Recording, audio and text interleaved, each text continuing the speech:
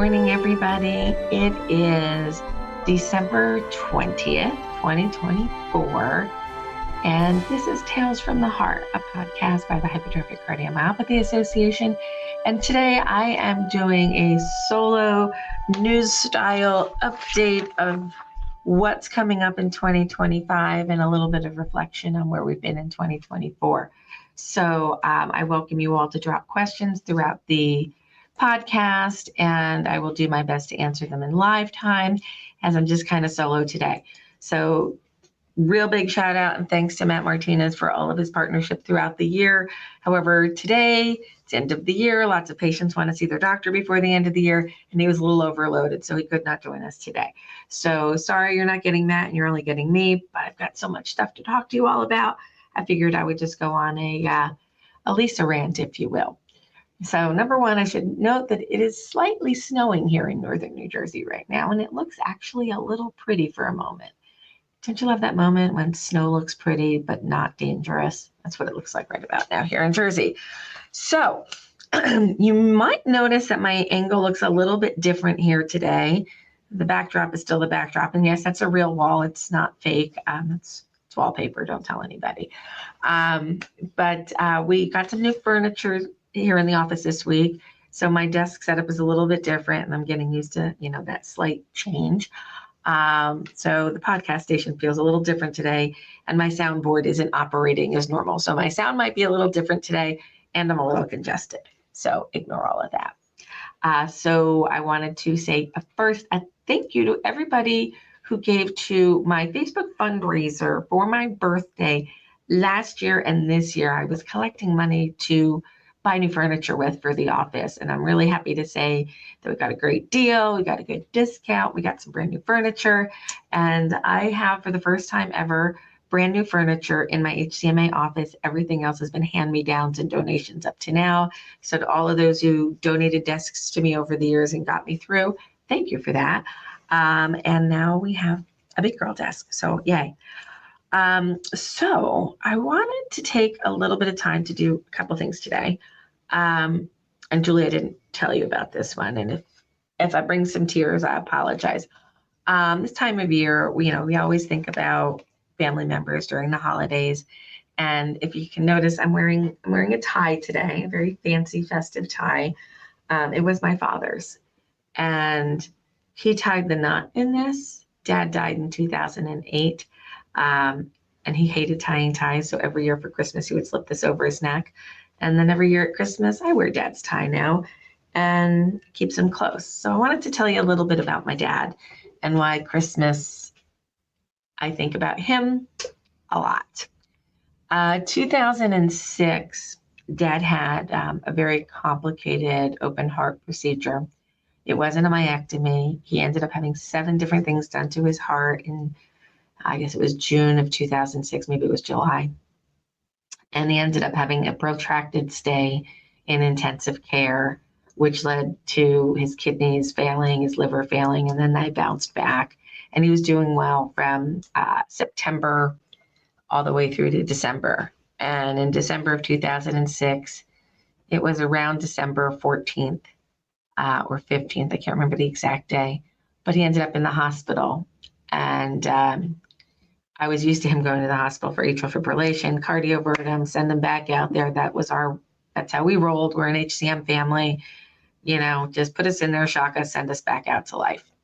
But this time was different, and Dad was in kidney failure and had to make some decisions for himself. He and I and other members of our family and some of our HCM community may relate to this.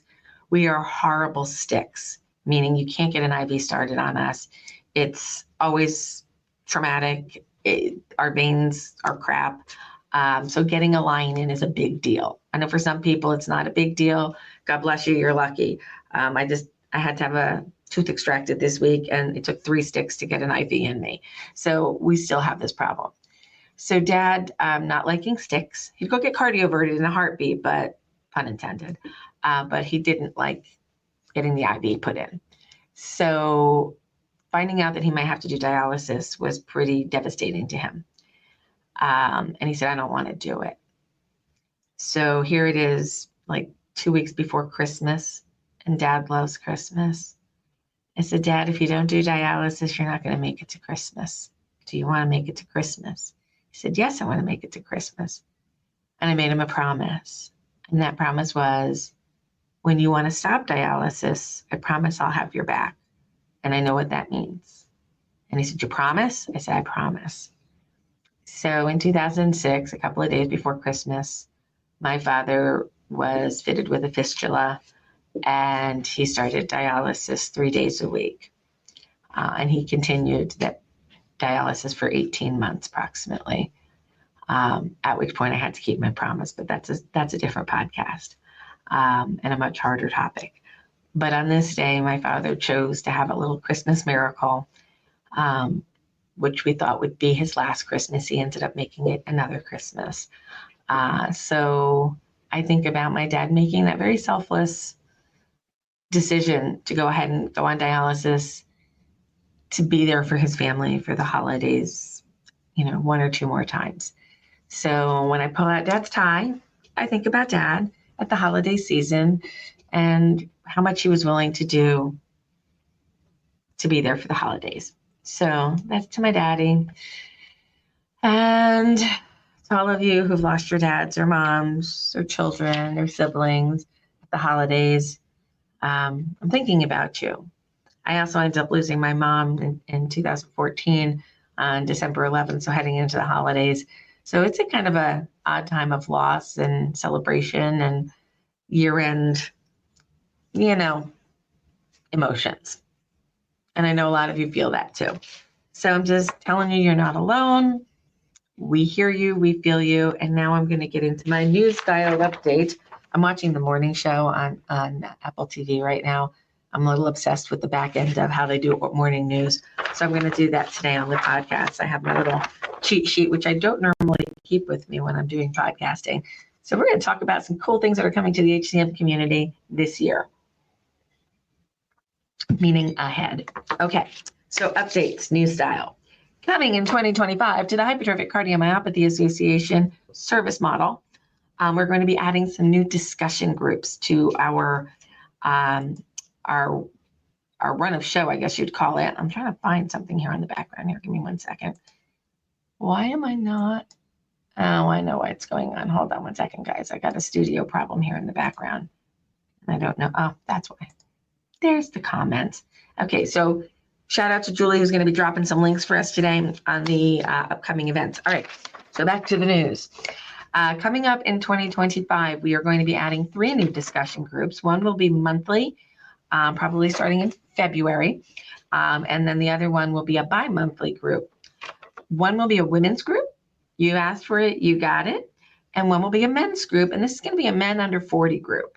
And we have 2 amazing gentlemen who are going to be moderating that group, and we have some powerhouse women that are going to be running the women's group, and that is women of any age. Men, we're going to try to focus on the 40-ish and under group because they're not participating at the level that we want. So I got 2 great young guys who are going to bring some energy and some conversation to that demographic because your issues are a little bit different. And I want to make sure that you have a place where you can feel comfortable and get some good information, some bro time, some time to hang with the guys and talk about guy things, some women time to talk about women things. And then every other month, I'm going to be running a group that's just going to focus on the genetic discussion. We are moving into a new age of therapies for hypertrophic cardiomyopathy. And we've been talking about genetic testing since 2004 in the HCMA. So it's been 20 years that we talked about the value of genetic testing, and we've used it primarily for family screening. If the index person knew their genetic mutation, then the rest of the family could be screened, and that was pretty much the value. Then we started to learn more about mimickers, or these thick hearts that are not hypertrophic cardiomyopathy. These thick hearts that have a different genetic reason. Amyloidosis, Fabry's disease, Danon disease, rhesopathies like Noonan syndrome. So then we started to use genetics to figure out which bucket do you belong in? Why is your heart thick? And we're getting there. We're getting some progress there. And now in 2024, we now have genetic therapies coming to HCM. And earlier this week, the amazing team at Tenaya had an investor call, and they talked about the results in the first 3 patients with gene therapy, all of which happened at the Cleveland Clinic. And the results look very promising so far. One little blip of a safety issue, somebody needed IV prednisone or IV steroid. Lost the word there for a minute, people. Sorry about that. In the hospital, and because it was delivered IV in the hospital, it was considered as a safety event that was reported, but the patient did fine. So all 3 are doing well, and there is signal in the heart that the genetic material that was delivered in the gene therapy is reaching the destination, is reaching the heart. These are early signals. These are really promising. So as new data comes out and we learn more about other companies, gene therapies like Rocket Pharmaceutical, who's doing the Danon study, as we learn more about how these gene therapies are working, we're going to have discussion groups to continue the conversation and how we're learning. They are going to be limited to 30 people per group. So when they're listed, sign up and show up, because if you sign up and you don't show up, you may not be able to get in the next time. So stay tuned for those events. And I look forward to seeing where we are next year, this time with our data on gene therapy. It's an exciting time. So I was cleaning out my desk to get my new desk in, and I found a pin actually over in Liv's office right now. But I made this little piece of art that was inspired by a book given to me by an original board member, Linda Price. Shout out, Linda. And it was When Pigs Fly. And if you've never read the children's book, it's a little bit of a tearjerker, but read the book. But I used to have a saying that there's no cure for HCM, but someday pigs might fly. I am bringing back that artwork, and we are going to bring it back. It's a little cartoony. It's a little cute. It's not really the current brand, but that's okay. Pigs might fly, people. Pigs might fly. What do I mean by that? For some people with gene therapy, a cure may be possible in their lifetime. If you told me 5 years ago I would even dare to say that publicly, I would have told you you were insane. But times are changing, technology is changing, and it's happening. Let's see where it goes. Let's see who's using this. Let's see what the cost effectiveness is. We've got a lot to learn, and we're going to get there together. So that's why we're going to be doing those discussion groups. Next up in the news is Centers of Excellence. So HCMA began the HCMA Recognized Center of Excellence program informally, probably in the late 90s, as we referred to our top KOLs, our key opinion leader physicians, Dr. Barry Marin, Dr. Mark Sherritt, Dr. Harry Lever, Rick Nishimura, who were my early ones, Christine Seidman in the UK, Bill McKenna, Perry Elliott. So there was this core group of docs that got it. And I went and I visited all of their programs, and I talked to them about structure, and I looked at the care model, and we worked together to improve it. And then in the early 2000s, a couple of larger centers came to us and said, what works best for patients? And there the HCMA Recognized Center of Excellence brand began. And we worked with multiple institutions around the country to develop their programs. So the early ones, I call them legacy programs. And then there's the early generations, which was the original Tufts program, which is now the Leahy program, and University of Michigan and Stanford. And they all started to percolate and pop up. And they said, what are your best practices? How do we do this? And we helped the creation of these programs, and they continue to evolve and include all of the disciplines that are needed for somebody with HCM in and outside of cardiology. We aren't just heart disease patients. We're human beings who have other body parts that need attention, but our cardiac status can complicate how we're treated. So that was the philosophy of why we needed a center, why centers need good communication mechanisms and infrastructure to support this patient community, not only today and tomorrow, but for decades to come. They need to build a system that is sustainable and that they're training physicians in. And we have so much more to do there. In the past couple of years, we've added some elements to the application, including areas of health equity to ensure that the staff of the program matches the community of the program.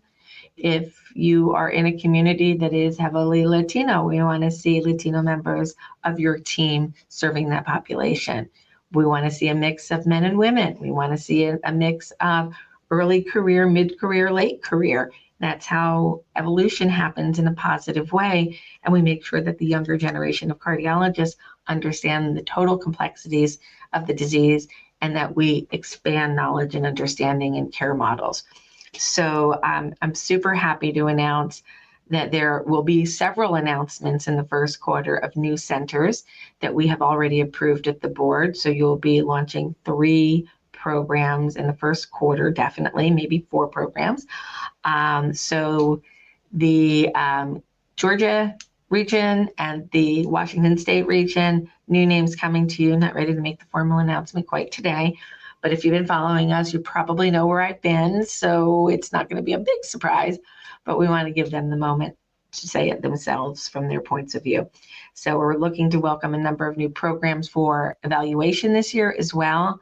It is probably one of the most successful programs that we have ever built, and it now serves over 75,000 patients in the United States. So again, if you told me back in 2005 that we would have 55 programs by the end of 2024, I would have laughed and said, there's not that many people interested in HCM. But there are, and our space is growing, and our partners are growing.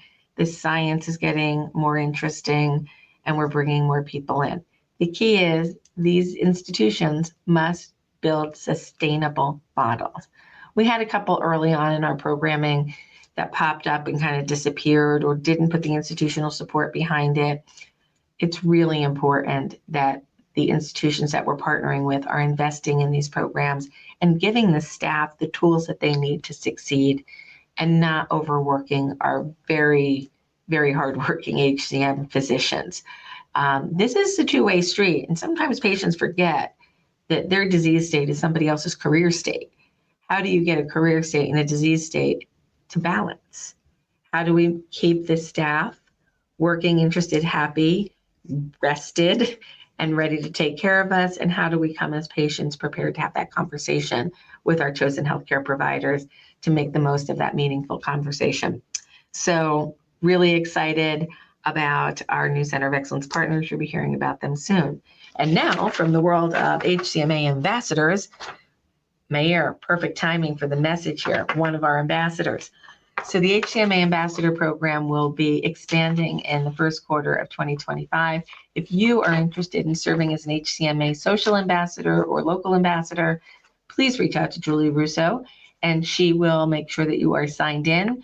We need to make sure you've had an intake and a nav call. We want to make sure that you've put on your oxygen mask first before you go helping other people. So trust the process. Sign up if you're interested. We'd love to have you. Even if you're going to post once or twice a quarter something about your HCM in your social media feed, that's great. You want to go out to community health fairs in your area representing us, absolutely come on in. Talk to Julie. How can we do this? We will have some local events coming up I'll talk about in a few minutes where you can come out and wear, your HCMA ambassador colors and get behind the effort and really talk to your other patients out there and let them see that we come from all walks of life. We're not just, patient advocates. We're patients working and producing in the community. Some of you have really cool jobs. Some of you have really interesting life stories to share that are really educational, inspiring to others. So if you want to amplify your voice, join our ambassador program. Okay, next up in the news, the HCMA has long been here serving this patient population. And I started with note cards at a little desk in my house.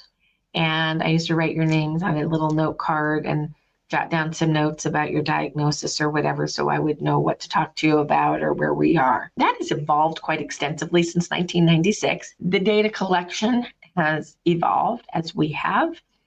We are really careful about what we collect and how we collect it and where we collect it. And over time, it has evolved. And now all of our data is captured in something called a REDCap database. It's a project or a program that's run by Vanderbilt University.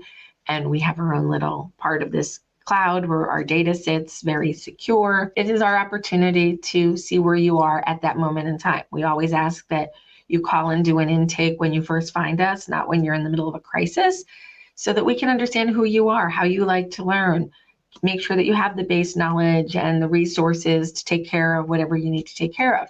So we start with that intake and then the navigation call. Got some updates coming on that too. But then you're going to have an opportunity to consent on how HCMA uses that data. And I'm going to be honest with you, I got a problem with data usage. Too many people are using data that we don't know where they're using it or how they're using it. And as a patient advocacy organization, I think it is absolutely critical that you, the patient, the holder of the data, the person with the lived experience, gets to say how your data is used. So we're going to give you options. HCMA can use this information, always de-identified, with one little asterisk we'll talk about in a minute. For retrospective analysis, how many people have we served? What was your age of diagnosis? What is your age of first symptom? What are you dealing with? Just the kind of global, who are we as a community?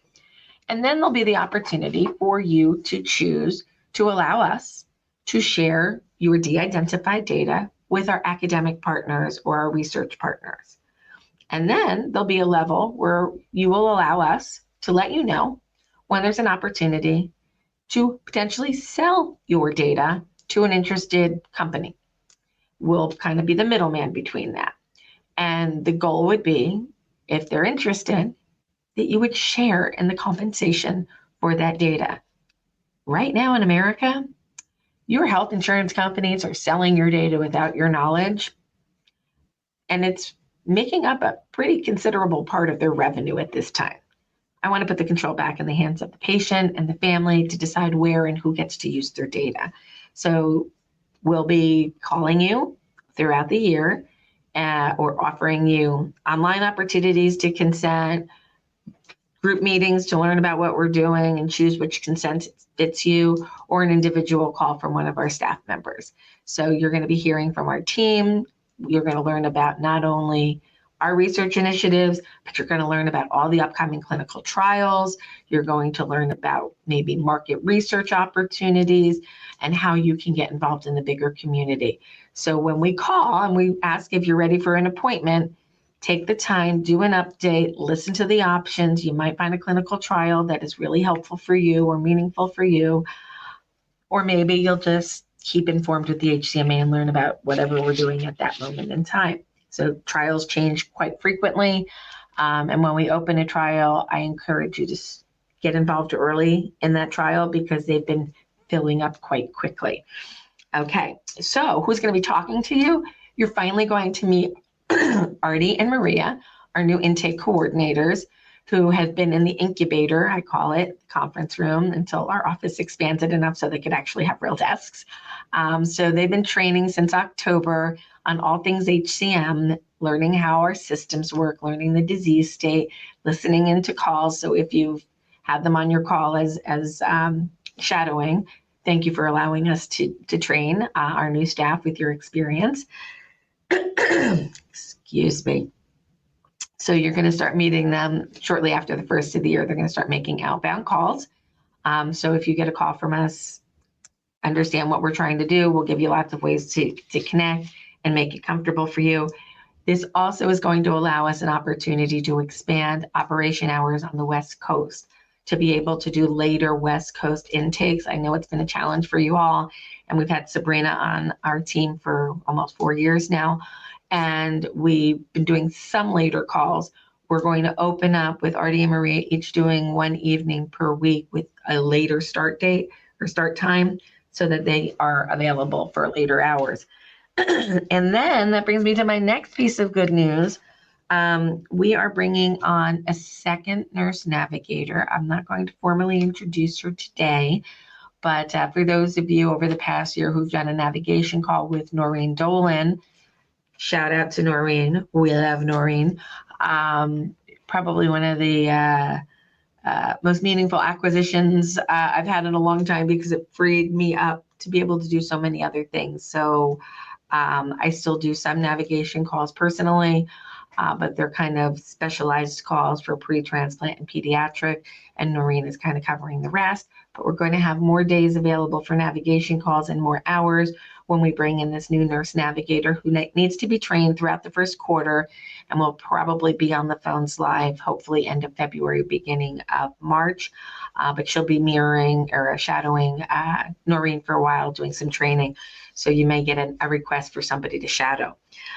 So stay tuned for more on that. Next up in our newscast, we talked a little bit earlier about gene therapy and gene education. We are exploring the opportunity of submitting a letter of intent to the FDA to conduct another patient-focused drug development meeting on an area that we didn't cover in our last PFDD, because we were talking about burden of disease and disease state of HCM as a global state. As we move into genetic therapies, we are now looking at doing a PFDD focused on the particular genetic mutations that are under investigation for gene therapies or will be at some point. So when we break down the disease into each different gene, there are very different issues that we need to discuss as a big-hearted community. What is right in Danon disease versus MYBPC3 versus a BAG mutation, which is more of like a dilated cardiomyopathy, but they can cross over HCM or DCM. What should we be thinking about as a community? What risks are we as patients willing to accept to move into a genetic therapy era? What are the cost burdens to us as patients over our lifetime of disease versus what could it be with a gene therapy and a cure potentially, or maybe a once to twice in a lifetime dosing? We don't know where gene therapy is going, but we know it's going to be part of the future. So we want to have that conversation with our regulators, and I'm really kind of interested to see, well, we'll talk about the whole political landscape in just a minute, but we will make our decisions by the end of January whether we're going to move ahead with that PFDD or not. There's some funding issues that need to be straightened out, and we need to bring our partners together on that one. So number 7, I'm actually turning this into the 12 Days of Christmas HCM style. So number 7 on my list was what I briefly talked about earlier, with those clinical trials that are coming up. So we know that there's genetic clinical trials. We've talked about that a little bit, and we're going to talk about that more in the coming year. But there are also SGLT1, SGLT2 trials coming up. There's going to be more trials in the cardiac myosin inhibitor space. We're learning more about the role of myosin inhibitors in non-obstructed. The apical presentation has been long excluded from trials because of the various anatomies. We're trying to get more data on apical HCM and what responds well to that. We'd love to get our hands around some other issues related to HCM that are not well understood in terms of management strategies, that there are no current clinical trials for, but we hope we can get people interested in these spaces. Atrial fibrillation and HCM, we just don't respond the way others do. What can we do? So clinical trials and maybe pushing research a little bit in those areas. Speaking of research and clinical trials, and where do they lead? The goal is that a concept leads to a label, and that label means a doctor can prescribe it. And if a doctor can prescribe it, then insurance companies should pay for it. So it's a continuum of how does this all happen? How does an idea become a pill that you get to take every day? And that date is called a PDUFA date. And this is the day that the FDA is due to respond to an application for a label use of the drug. And on September 26, 2025, Cytokinetics will get word on aficamten, which will then have another name. So we're playing the name game here. You get your drug name and then you get your commercial name. So mavacamten became Camzyos. Aficamten will become something else, and we'll find out that name closer to the launch date. So from here on, we'll refer to it as aficamten or Afi, but it will have another name at some point. And on September 26th or before, hopefully, we will be hearing news on that. So stay tuned for that exciting information. Number 9 on my Christmas list is insurance and access information. I know a lot of you are panicking right now, and I use that word very specifically because you found out that your Medicare Advantage plan doesn't have Camzyos on the formulary at this time. Do not panic. We have a workaround for this, and I'm going to tell you exactly what to do, and we'll cut this clip and we'll send it out so this clip gets held. If you have an active prescription or you're getting a prescription for Camzyos and you have a Medicare Advantage program, they will tell you it is not on formulary. Your doctor can submit a pre-authorization. So yes, your doctor has to take the time to fill out a form and go through the game with the insurance company.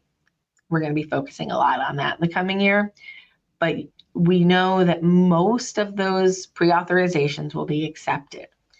In the event that your pre-authorization is declined, put in an appeal. Go through the appeals process. If you need help, we are here to help you, but your doctor's office can typically help you with that first appeal.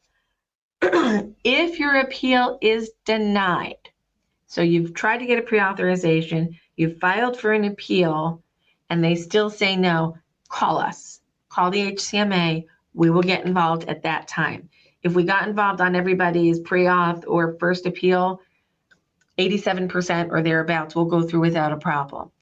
If you find that you have failed in those 2 steps, before you go for your third appeal, your third step, call us to make sure that we have the ability to make sure you have all the information that you need, you're well organized, and that whoever you're doing the appeal with is perfectly aware that you are working with a patient advocacy organization who will have absolutely no problems amplifying the fact that they're not giving one of their members the medication that the doctor thinks is required.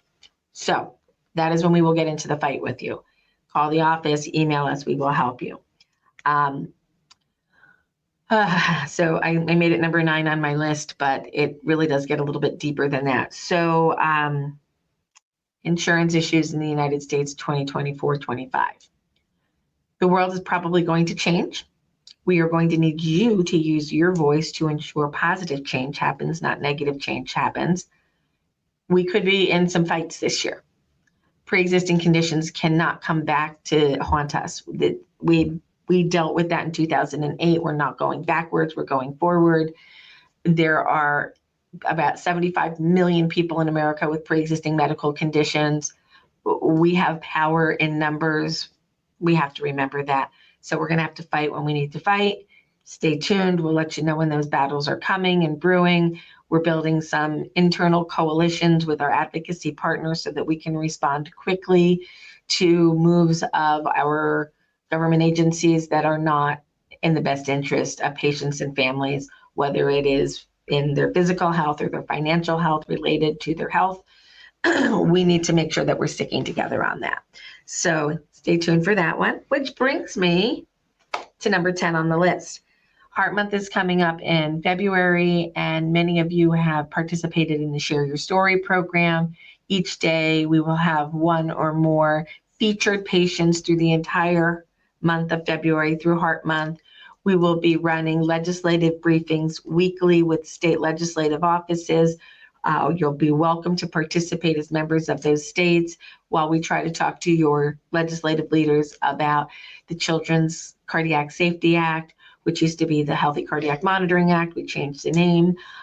We're looking for as many partners as possible in our space. So any heart charity, small, large, families that want to get involved, we want every child in America to have the opportunity to have their family heart health history examined with their physician, with their family, to determine whether or not they need additional screening and they need care by a cardiologist.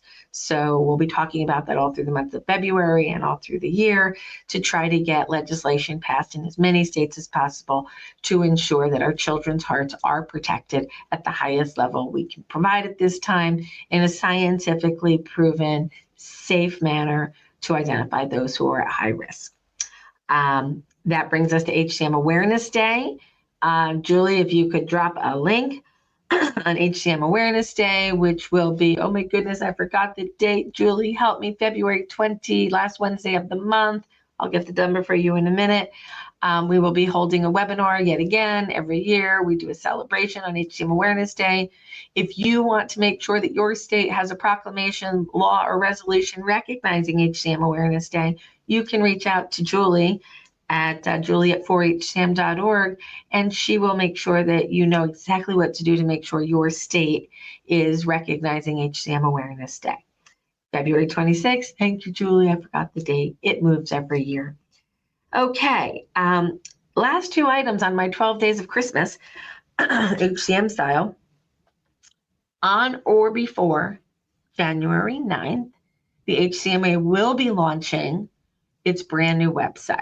It will look a little different, and it will be an evolution going on through the year. As we lean into our new tagline of the home of the big-hearted, or the home for the big-hearted, we are going to be building HCM journey pathways, which we have right now on the page, but they're going to be enhanced with what I wanted to do 4 years ago, but the technology wasn't there. Every page will have the ability for you to learn however you want to learn. Do you want to read about it? Read it. Everything will be cited. You'll know where the data came from. Very clean, very professional. We got you. You want to watch a webinar on that topic?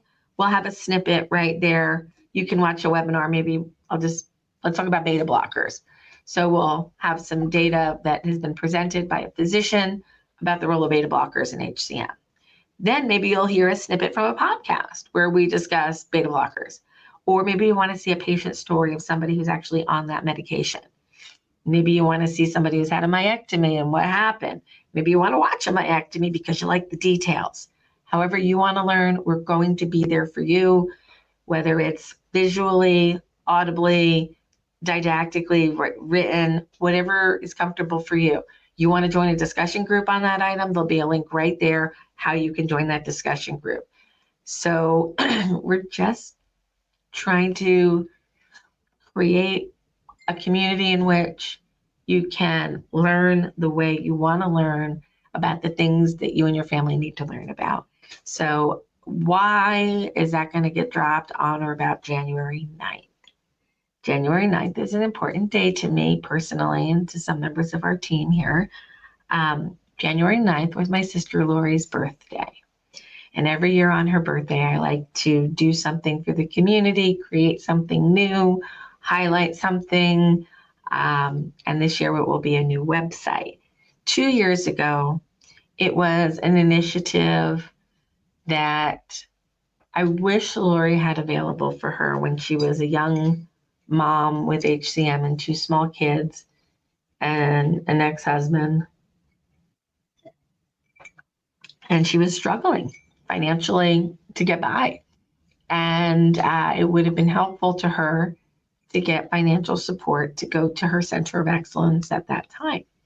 So we started the Lori Fund with the idea that nobody should feel that they can't get to a center of excellence because of financial restraint.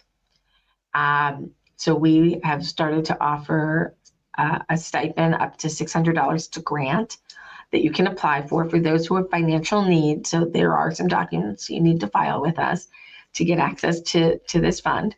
And all of those are written on the website, so you'll know exactly who qualifies. And if you qualify, please, please, please use it. This year we were able to give 15 scholarships, and we have funding to do the same or more next year. If you would like to donate to the Lori Fund, your dollars go to those other patients. What we do to keep the program running is we take a small administrative fee every time we process an application. We put a little bit into the general fund to cover our expenses for going through that. So fill out the applications. We have them to give away. We have gotten people to be able to get their myectomies at the center that they needed to be at. We have helped patients get assessed for sudden cardiac arrest risk. We have helped people go for their follow-up visits because it's just too far and their local docs don't understand. So please use the Lori Fund, or if you're able, please contribute. $600 supports one whole family. If you can give $600 over the year, do it in a $50 a month, directed donation to the Lori Fund. You can pay for a scholarship per year. If you want to give $10 a month, if you want to give a flat donation, we're happy to take anything, and it goes directly back to patients who can get to their centers.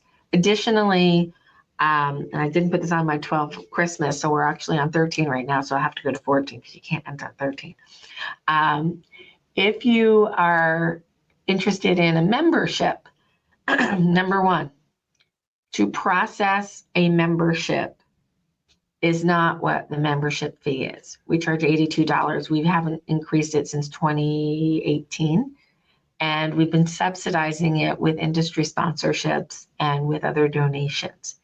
It takes about $350 to process an intake and navigation call per person per year, and we ask for membership of $82. If you can't afford it, we have scholarships available. But if you can afford it, it really does help to be able to provide more services.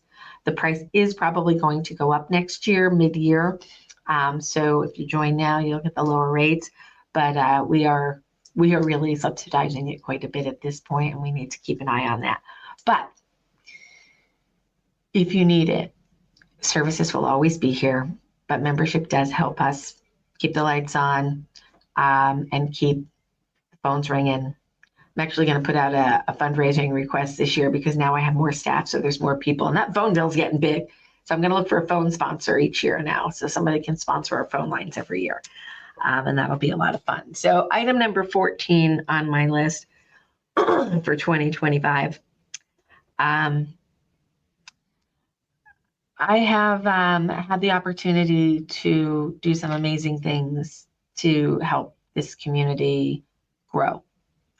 And we're going to have to do more work, more collaborative work. We're going to have to think bigger and smaller at the same time. HCM is a complicated disease. And as much as I wish we were like other disease states that were simple and complicated in their way, but simple, that if you have the disease, here's your treatment, have a nice day. We're never going to be that disease state. You're all going to be a little bit different. Some of you are going to struggle with arrhythmias. Some of you are going to have heart failure. Some of you are going to be asymptomatic 80% of the time and frustrated 20% of the time because you want to be that 80. Some of you will go to transplant like I did. Some of you will need open heart surgery. Some of you will need catheter-based procedures. Some of you will benefit from new medications. Some of you may benefit from genetic therapy. You're each special, individual, and unique, but the playbook is the playbook. When to play that potential treatment option, we can help you figure that out. We are your partner. We are the ones that we can cry together. We can laugh together. We can make stupid transplant jokes together and we'll understand it. Those of us who have survived stroke can make brain damage jokes and understand it. We're in a very unique space here, and we will continue to grow that space together. Currently in our private Facebook group, we are approaching 12,000 people. That's pretty amazing, but it's going to grow faster. We are adding 45 people a week to our private group now. We have not had growth like this ever. And when growth amplifies, it starts to roll faster and faster. So you are going to meet some new moderators on the Facebook pages. You're going to see some new names and some new concepts. You're going to see different projects evolve. And in January, we are going to be meeting as a board for a strategic planning retreat where you'll see our messaging get a little tighter. and our focus get a little cleaner and our fundraising efforts get a little more improved. Well, I've never been a big fundraising organization, but we're going to have to get out there and raise some more money to do the things that you as a community need and that we need to advocate for on every level. That is where we're going to go in 2025. I am going to sign off now for the last podcast of 2024 with my sincere gratitude to my entire HCMA team, my internal staff, our contractors, our board, our volunteers, our ambassadors, our Center of Excellence partners, our legislative partners, our industry sponsors, our corporate friends. There are so many new names that you're going to hear in 2025 and 2026. Companies that have never been in this space before are coming. I'm under NDA. I can't say much now, but there is nothing but opportunity coming our way as a community. So on this, the last podcast, I am honored to be the CEO of a dream that I built in 1996 out of absolute devastation. And I know many of you have felt that sting of devastation of the loss of a loved one from HCM, but we're here to ensure that families can be kept whole and that we can do amazing things. And next year, I'm going to talk to you in detail about an amazing project under our Health Equity Committee called the All Hearts Collaborative, and some amazing new friends we have met from Newark, New Jersey, and where we are going to make a difference in diagnosing all who need to be diagnosed with HCM, and that we do not let biases and we do not let history stop us from getting to the most vulnerable populations in underserved communities. They deserve a diagnosis. They deserve the opportunity for care. And we are going to go into the communities and we are going to start talking about HCM, amyloidosis, uncontrolled hypertension, all thick heart muscle diseases to aid in the discovery of who needs the care. And we're going to make sure that they get it. So I leave 2024 optimistic for 2025, even though we are all facing some amazing challenges. Let's stick together and let's do great things together. Happy holidays from all of us at the HCMA to all of you, and may you have a happy, healthy, and safe new year. Don't overindulge too much. Have a wonderful holiday, everybody. Brought to you by Cytokinetics, Bristol Myers Squibb, BioMarin, Tenaya Therapeutics, Aviti Biosciences, Edgewise Therapeutics, and Melinta Therapeutics.